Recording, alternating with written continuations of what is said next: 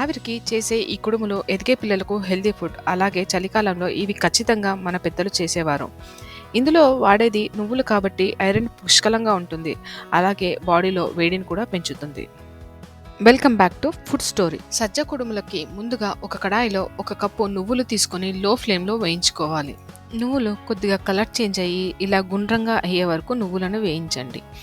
వేగిన నువ్వులని చల్లారాక మిక్సీ జార్లోకి తీసుకొని ఇలా మెత్తగా మిక్సీ పట్టండి.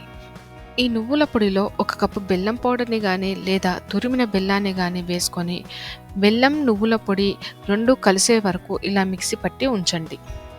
ఒక వెడల్పాటి పాత్ర తీసుకొని అందులో 1.5 కప్పు సజ్జ పిండిని తీసుకోండి. ఈ పిండి ఈజీగానే అన్ని షాప్స్లో సూపర్ మార్కెట్లో ఉంటుంది. సజ్జలు ఎలా ఉంటాయో రిఫరెన్స్ పిక్ని పైన యాడ్ చేశాను.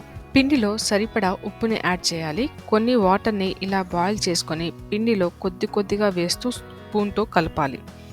ఇలా వేడి వాటర్ని యాడ్ చేయడం వలన పిండిలో జిగురుతనం వస్తుంది. ఇప్పుడు చల్లటి వాటర్ని యాడ్ చేస్తూ ఒత్తుతూ పిండి చేతికి అంటుకోకుండా ఉండే వరకు బాగా కలపాలి. వీడియోని స్కిప్ చేయకుండా ఎండ్ వరకు చూడండి. అలాగే like, share, comment and subscribe to food story.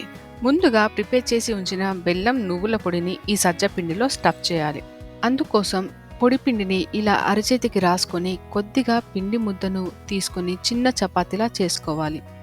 నువ్వుల పొడిని మధ్యలో స్టఫ్ చేసుకొని నెమ్మదిగా క్లోజ్ చేయండి. ఇదే పద్ధతిలో మిగతా కుడుముల్ని కూడా ప్రిపేర్ చేసుకోండి. ఇప్పుడు ఈ కుడుముల్ని ఆవిరికి ఉడికించాలి.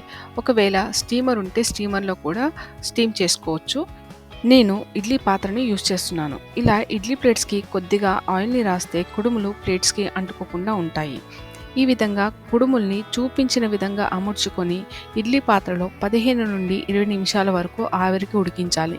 అయితే ఈ హెల్దీ అయిన ఆవిరి కుడుములు మీరు ట్రై చేసి ఎలా ఉన్నాయో తప్పక కమెంట్ చేయండి. Thanks for watching.